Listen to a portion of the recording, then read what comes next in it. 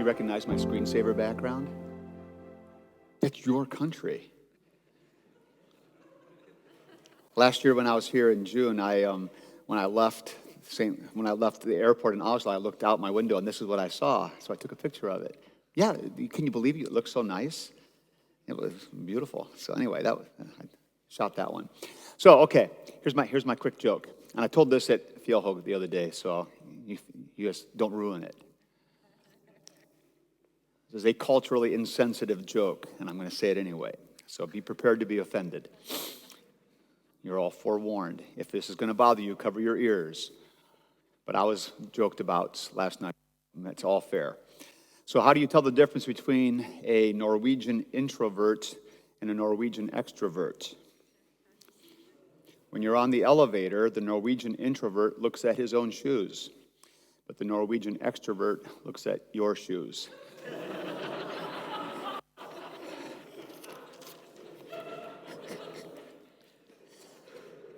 No, I'm glad you appreciated that. When I first heard it, I thought it was hilarious. So. And as I have often been taught and said, that every bit of humor only works because there's an element of truth to it, otherwise it wouldn't be funny. And so we all know there's some reality there. All right, good. So I've got 1 hour, and now I have less than that, but I will stick to the schedule here. So you can aim at 4:30. We're already 15 minutes into this, so you can all relax, and I will make sure we're done with this. And I'm going to try to give you some time for questions at the end as well, just in case you have something you want to ask about, and you're not embarrassed to ask in public here. And if you want to ask me something in private later, you can do that as well. So I have here kind of a recap of the chart I made before. Things are a little bit out of order, a couple other things thrown in here, but this is the basic idea. And what's important to remember about these two realms, I would say two things that are really critically important. First thing is that this is God's sovereign rule over his creation. In other words, God is in control of all of this. And it's not as if that the temporal realm is less than God's, or that's Satan's area. And so, there are some Christian traditions that would operate that way. They would suggest that the temporal realm, well, it's broken, it's given over to Satan. That's where Satan runs everything. And then this is God's. That's not the way to think about this. That's not the way Scripture talks about it. The left-hand realm, the temporal realm, is God's left-hand realm. It's God's good creation. And the right-hand area that delivers the gospel, that's also God's. And they just have different ways of operating, different emphases. So that's the first thing. The second thing I want to emphasize again is that the Christian individual, the Christian man or woman, is living in both of these realities all the time. And it's not so much as if you go back and forth between them. It's like on Sunday morning, I'm in the right-hand spiritual realm, and now I get back to my temporal realm stuff. No, the better way to understand this is you're simply living in the reality of both of these things at once all the time. You are always God's forgiven child, knowing his grace, knowing his forgiveness, and you are always a creature with responsibilities to fellow creatures around you, vocational things that you need to be fulfilling. It's both things at once, not a back and forth. All right. And then we also stressed that these things all come together at the second coming of Christ, at the eternal kingdom, at the eschaton. When Christ comes in glory, everything comes back together. Now, I want to give two guiding axioms, which I think are in play here with this. And the first one is that when we're understanding this, there should be a distinction between the two realms without divorce. So that's the first guiding axiom: distinction without divorce. In other words, you need to keep the two realms straight and know which is which, but don't divorce them. Now, this, in the American context, is even more important because we live in this idea of a separation of church and state. It's in our Constitution, that the government will make no law that infringes on their rights, and there will be no established church. And so this is right there in the Constitution. And the problem is, though, for a lot of Americans, they've also been taught by Thomas Jefferson, who has this idea of a wall of separation. And a lot of Americans assume that the wall of separation is a constitutional idea. And then a lot of Lutheran Christians think, oh, wall of separation, that's just church and state. I believe in that. But we don't. See, the problem with the wall of separation is it's dividing these two realms and pushing them apart and acting like they can't meet, which is exactly the way Jefferson wanted it. because Thomas Jefferson was a pagan, basically. And he had no use for the church getting in the way of the state. He wanted the church there to teach morality, to keep everybody being faithful, moral people, but he didn't want anything from the church telling the world how to work and how the government to work. He wanted the church kept in this little churchly ghetto. So that's why Jefferson came up with this wall of separation. So really what there needs to be is a distinction, but don't divorce them. Then the second one is very similar, which is there should be between these two cooperation without confusion. So, can the church and the state, the left hand, the realms work together? And they can. There is to be cooperation between them, but don't confuse them. And so the mistakes that come, so that's how I've got several things I want to cover here. The first thing I want to get at is, how do we get the two realms wrong? And the first and most common, there's two ways of getting the is by confusing them. And this is where you start thinking that somehow we need to make a Christian world. And we hear this all the time in my country about the goal is a Christian America. And we have evangelicals who are praying for a Christian America and trying to elect the right people to get a Christian America and fighting for a Christian America. And I would respond by saying the goal is not a Christian America. The goal is a just America. So in other words, the country, an ideal country, when it's working the way it's supposed to work, should be upholding God's law, should be upholding justice, should be teaching what's right, should be punishing evildoers, should be rewarding those who do well, and should be encouraging justice. That's what good government does. The government does not preach the gospel. The government doesn't make Christians. The church does that. And so there can be cooperation between them, but don't confuse them. And a lot of Christians in America confuse these. And so they think that it's the job of the country to make America Christians, or that the goal is to have a Christian president. And if we get a Christian president, we'll get a Christian country. And this is not the goal. And I know this gets really confusing because, in our country, in America, and in your situation, you have a different reality. Because you have a long history of a state church, and the government and the culture and the people and the church are all kind of wound up together, and it causes its own confusions. And that's one of the very things that Luther was resisting, was the confusion, where people think that somehow I'm a German, therefore I'm a Christian, and it all kind of rolls together. That's not helpful, and that's started to be the confusion. But you have to be careful that in separating and keeping the distinction, you don't run away from things. Now, the reason I think there's a lot more nuance here than a lot of Lutherans realize is because of Luther's own actions.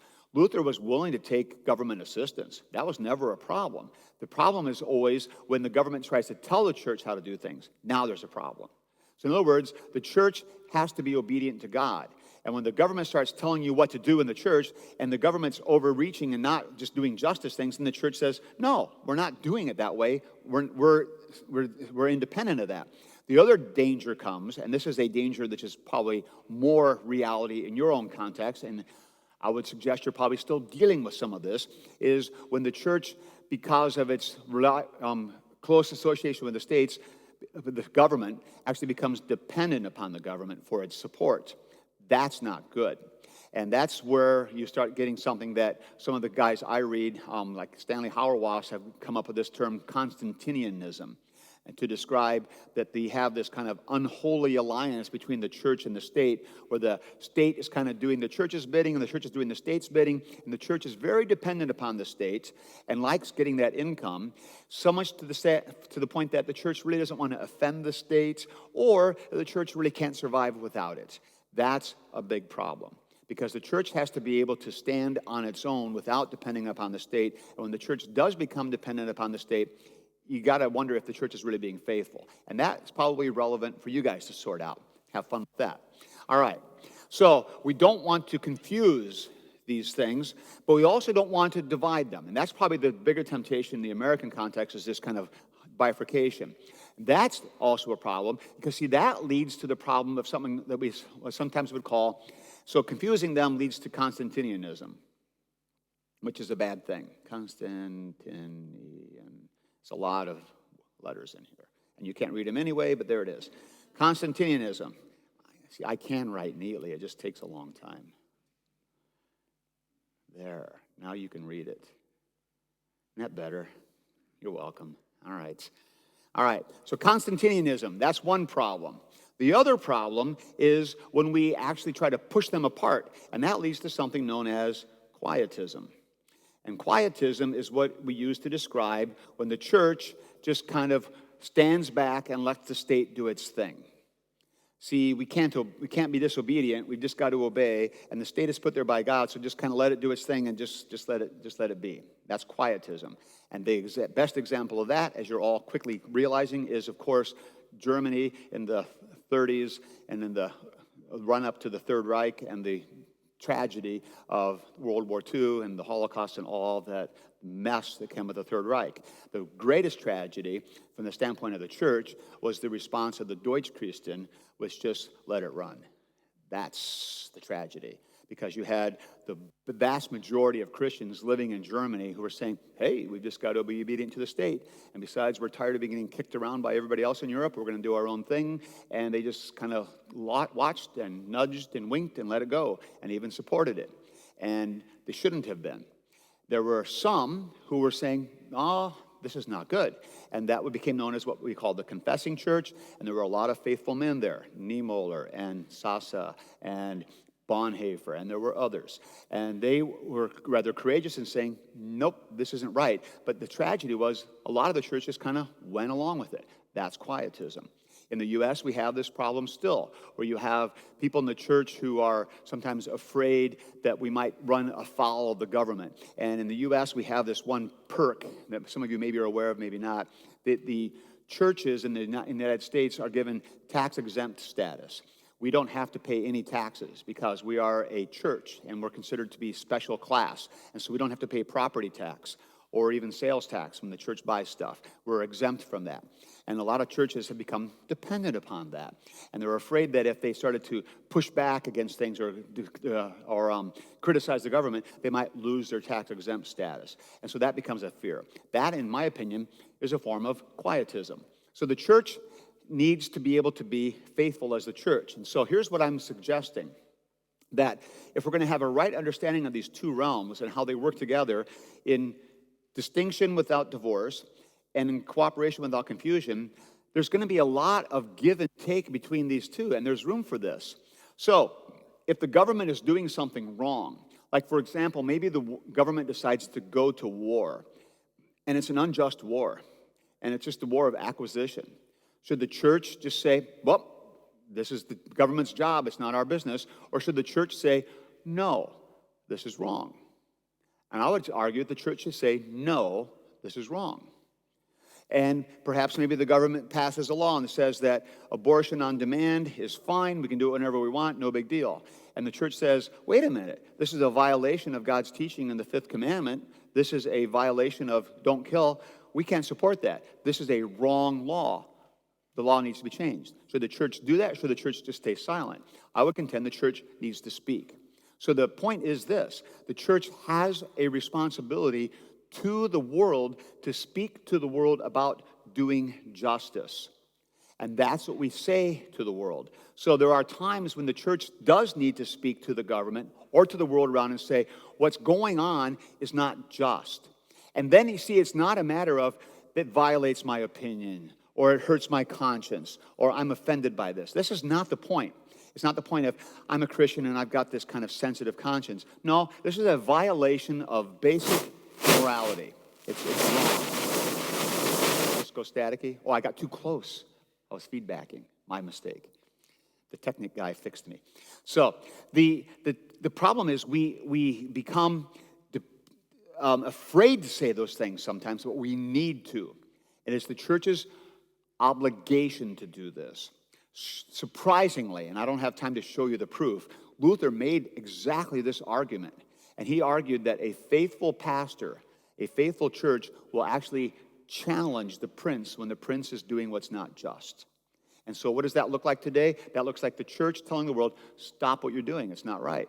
Now, does the church run a risk doing that?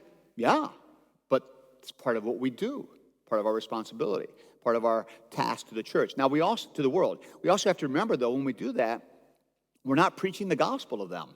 That's a different thing. We're dealing with a temporal realm issue of justice, not a spiritual realm issue of justification. And we need to kind of keep that straight.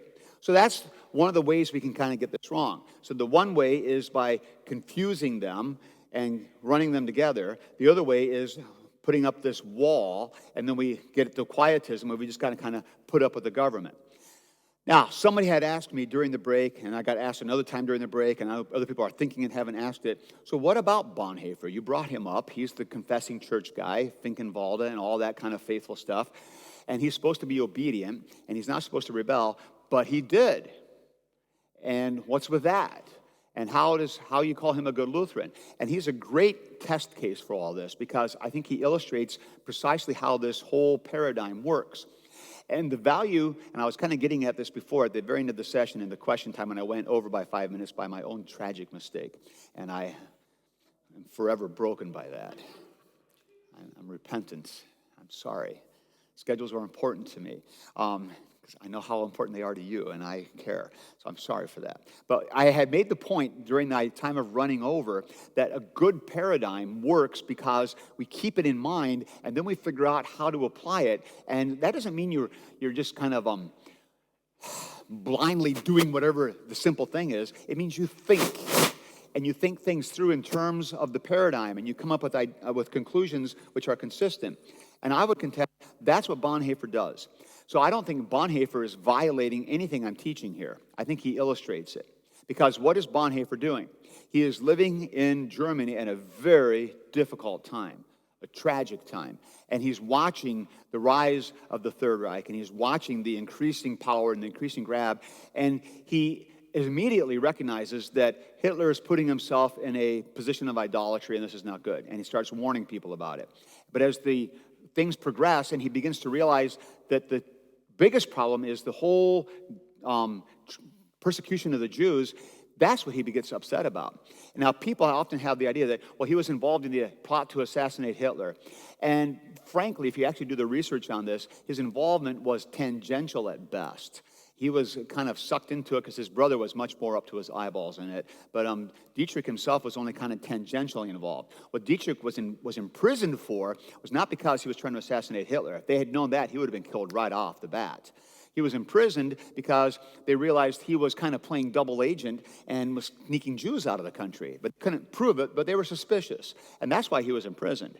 And his involvement in the plot to assassinate Hitler was actually, like I said, kind of tangential and was never really brought to light. He was basically executed right before the liberation because Hitler was just irritated at all these people who had tried to assassinate him, and Bonhoeffer was associated with that.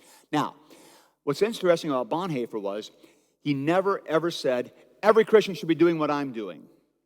He just realized that in his position, where he was as an individual Christian, trying to serve his neighbor and living in the grace of Christ, that what his neighbor needed of him was more important than being obedient to Hitler. And that's why he disobeyed the Third Reich, because he needed to disobey them in order to love his neighbor. And by loving his neighbor means trying to save his Jewish neighbor or his Jewish convert Christian neighbor who's now being kicked out of the church because he's the Aryan clause and all these kinds of things. So Bonhoeffer was resisting what he knew was a wrong law, and we're all called to do that too. So this is where we get into what we call civil disobedience. And is civil disobedience a Lutheran principle? And it is, absolutely. In fact, if you are going to be faithful to what God calls you to do, there are times when you have to stand up and say, I will not obey this law because it's wrong. And the critical thing is this. If a Lutheran decides he needs to be or she needs to be civilly disobedient, what is the person's reaction when they get punished for being civilly disobedient? They just say, okay.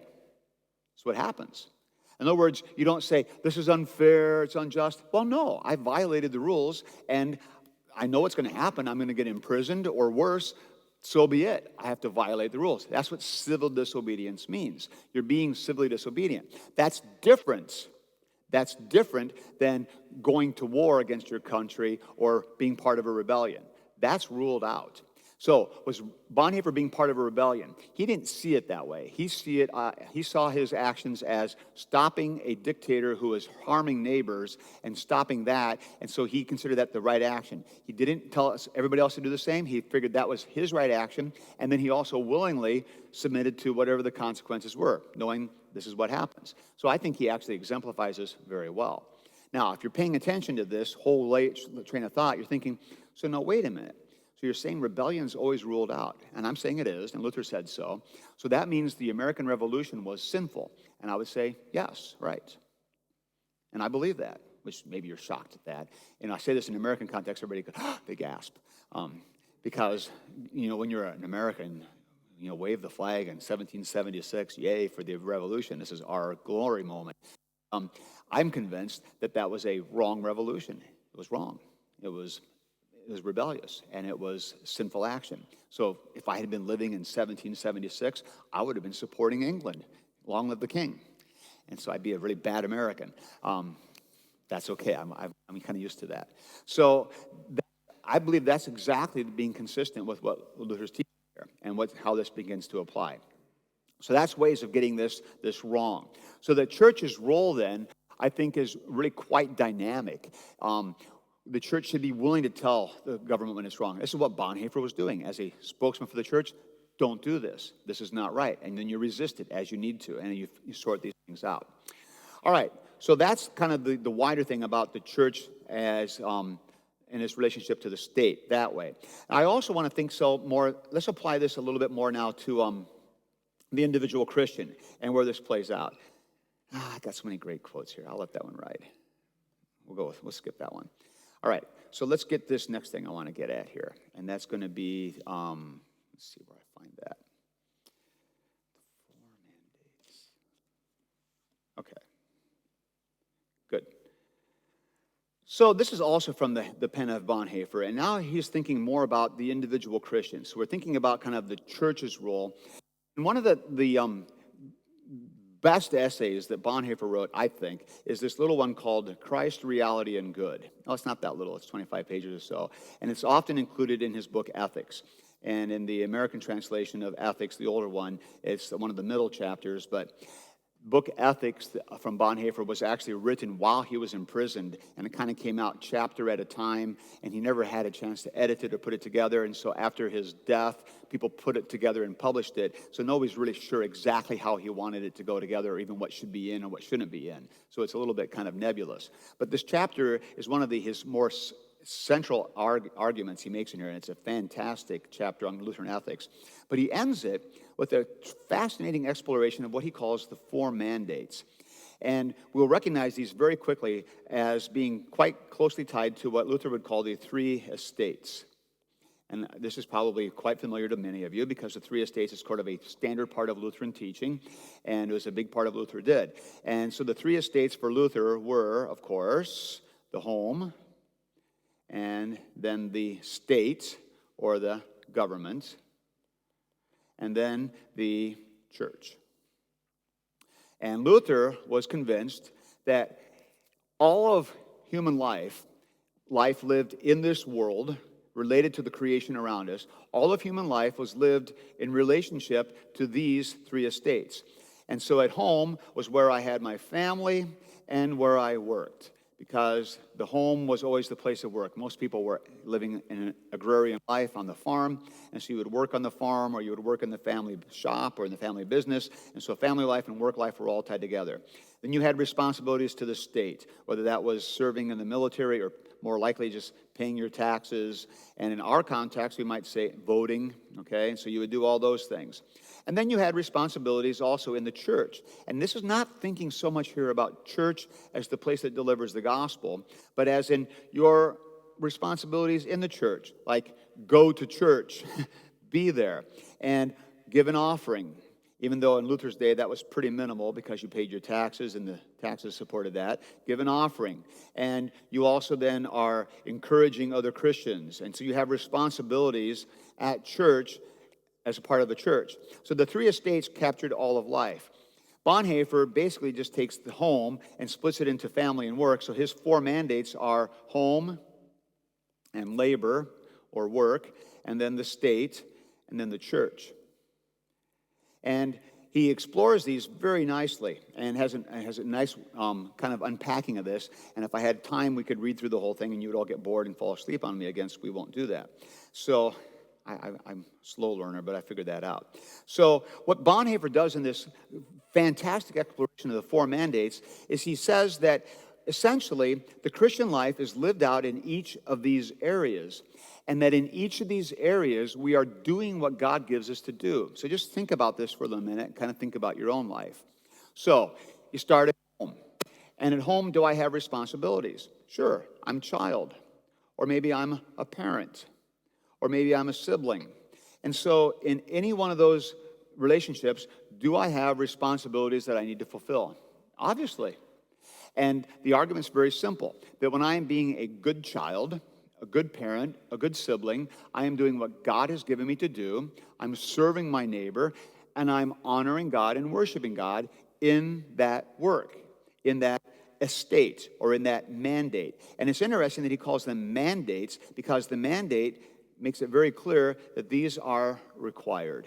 These are things that I don't have an option on. It's not like I pick and choose. These are things that I do simply because I'm human. And every single one of us has obligations in every single one of these mandates. They just vary. They're different, whether you're a child or a parent or a sibling, but at home you have things to do. Then in labor, at work, what's this look like? Well, that means be a good employer. If you have a business, run it fairly. If you're an employee, what do? You do a good day's work. You work for the benefit of your employer. You try to make him succeed and prosper, and that's your goal, to help to be a good employee. And if you're in business, you don't cheat people. You don't try to, get the way around it. You do what you need to do your work well and to be honest and fair in your dealings with your fellow employers or your customers or whatever. So in labor, you have work to do. In the state, this is where we get at our obligations to the wider world. So we think about our relationship to the government. So how do I be a good citizen in the state? Well, I pay my taxes. And maybe you don't have much choice in that because it's just a VAT tax and it just gets slapped on you without you wanting to. In the U.S., we get to pay income tax, which means we have to figure out how much we owe the government and tell them and give them the money, and which leads to lots of room for latitude. And people are known to cheat on their taxes. But you should pay your taxes. And what else should you do as a good citizen of the country? Well, you probably need to go vote. And this, I would argue, is as a responsibility. In a democratic republic of some sort or another, where you are kind of part of the government by voting, you actually have an obligation as a Christian to vote. And I would argue that. So I sometimes hear Christians say, I don't want anything to do with the government. It's just corrupt. I'm not going to vote. Well, I would say you're shirking your responsibility. You have a responsibility to vote. You might think it's like a waste of time, but it doesn't matter. You need to do it anyway. So you need to vote. And I'd say it's even more important. If you're living in some form of democracy, not only do you need to vote, you need to pay attention to what's going on. And you need to be aware of what's happening in the government and care about it. And so when there's legislation that's going on that's lousy, do you lobby people in government and you write to your representatives? You might. Or you phone call or you text them and you say, hey, on this piece of legislation, don't do this or you should do this. Now, what kind of things do you get worked up about? Well, you get concerned about injustice. You get concerned about laws that are not upholding God's will. And those are the kinds of things you would be concerned about. And so you're part of that. That's all part of your obligation to the state. And you also have an obligation to obey the laws. So things like traffic laws, like keeping your car's license plates up to date and driving the speed limit and just obeying all those kinds of laws. That's all part of it, being a good citizen. And then we got the church. Now, for Bonhoeffer, the church is kind of interesting because here he doesn't talk so much about the obligations you have in the church, the way Luther might have. Instead, he talks about how the church really is in a kind of a separate category because the church helps you think about all of these things the right way and helps hold them all together. So in other words, what he's suggesting is that the church teaches us. So this is getting at the question at the end of the last session, which is really great. So not only does it give the gospel, but it also teaches us how to do all of these things. So it teaches me how to live in my responsibilities in the home and how to be a good citizen and how to fulfill my labor well. The church holds all this stuff together. And now here's the cool part. So the church is teaching all this. When I fail in some area, which is inevitable, and even if you're an ideal citizen and a great employer, I guarantee you'll never be the perfect parent or the perfect spouse. And you might even be good at parenting, but you will never be the perfect spouse. Well, you'll never be the perfect husband. The perfect wife is feasible. Perfect husband is not feasible. It is impossible. Because what does Christ say you have to do? You're supposed to love your wife like Christ loved the church. Good luck, guys. You'll never do it. Never, never, never, never. You can kill yourself trying, and you probably will, but you'll never do it because it's impossible to love like that. But you try. And so when you fail, as you inevitably will fail, when you fail in one of the mandates, what then? Well, then you come to the church and you receive gospel. And it's always there waiting. And see, this is the beauty of how this all holds together. So when I crash and burn and I utterly fail, what do I hear? I hear God saying, grace, forgiveness. It's okay. Still my child. And this sets up what is, I would argue, the ideal, perfect understanding of the dynamic of the Christian life. And the church is always helping us live this out. We think about our role in the world as a human creature. I'm grounded in the world. I'm part of the world. I have responsibilities in the world. And so I set out into the world to do those things. And so I get up in the morning and I think, what is God given me to do today? Okay, I've got responsibilities as husband and father and as professor and as grandfather. I'm going to be the best at those I can be today. I'm going to just be a great husband to my wife today. I'm going to really lecture well. I'm going to get those papers graded and get back to my students right on schedule. And I've got all these things I want to do. And then I strive to do those things the best I can today. Am I doing those things to earn God's favor? No. Am I doing those things so that God will bless me? No. Am I doing those things because God loves me so much? If I think about it, probably. But I'm also thinking about what my neighbor needs me to do, and I'm just doing it the best I can. So I strive that day to do the best I can. I work hard at it all day. And I get to the end of the day, and I reflect on how it went, and I realize it wasn't quite as good as I had hoped. And I fell short in so many areas. And the longer I think about it, and the more honest I am, the more I realize, yeah, I really messed up a lot. So at that point, do you despair and give up? No. Actually, at that point, you remember, I'm God's forgiven child. And he still loves me. And even though I blew it as a father, didn't quite measure up as a husband, didn't do as good a job of teaching as I was hoping I was going to do, and even though I fell short, I'm still God's forgiven child. And that's pretty cool. And you get to go to sleep with a smile on your face and start all over again the new day, the next day. That's how the Christian life works. And so you see, you never have to go to bed thinking, oh, I didn't measure up. Oh, woe is me. Oh, how am I going to do better tomorrow? You see, you don't have to live in that kind of angst and despair. That's not Christian. But neither do you think, oh, it's so cool. I just get to go to heaven someday. Who cares what I do? No, you've got things to do. So you zero in and you focus. I got stuff to do today because God's given me things to do in this world. And yet, even as I do them, I'm secure, absolutely at peace with who I am. And so you end up with these two startling realities in the Christian life. And Lutherans just own this. This is our claim to fame. So you Lutherans are always feeling guilty. Yep, we are. Because we always know we fall short. We know that God expects things of us. We don't get it right. And we feel our sin and we recognize our failure and we admit it. And guilt is part of the reality. Yep, it's there. And you always try to make us feel guilty in church. Yeah, oh yeah, I'm good for that. I'm all over that. I want you to feel guilty. You bet. When I preach the law, what do I want you to feel? Bad. Of course. And I want you to learn, but I want you to realize, holy smokes, I don't do that. Right. Good. So is guilt part of it? Yes. And frankly, I've heard people say, we shouldn't feel guilty. That's nonsense. If you're a sinner, you feel guilty. Are you a sinner? Now, I am. Do you feel guilty? Yeah. Good. Now, what does that guilt make you do? Repent. That's the whole point. And so once you repent, then what do you get to hear? Grace. Forgiveness. Whew. Total, complete forgiveness. You mean forgiveness for that sin I committed 13 times in the last 13 days? Yes. Again. And if you come back tomorrow and ask for forgiveness, guess what? You get it. Oh, that's crazy. Yes, it is.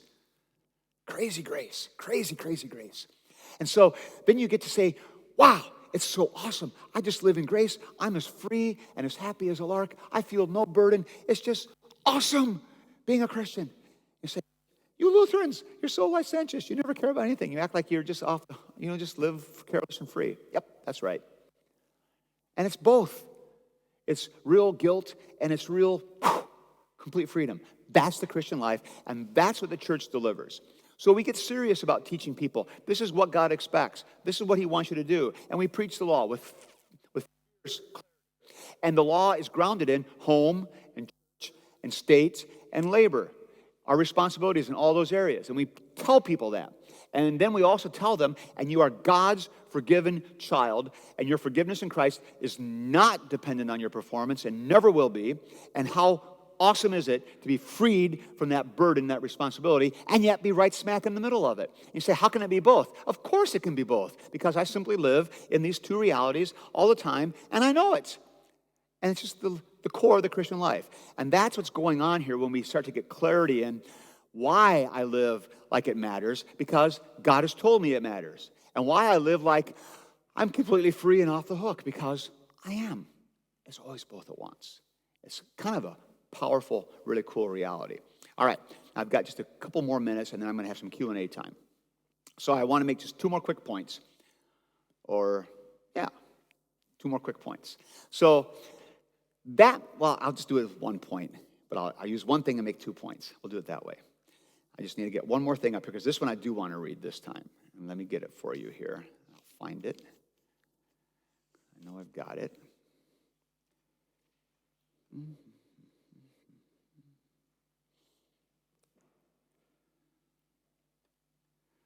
All right. So in 1520, Luther wrote the little treatise called The Freedom of the Christian. And he has that famous 2 sentences in there. I talked about this the other day.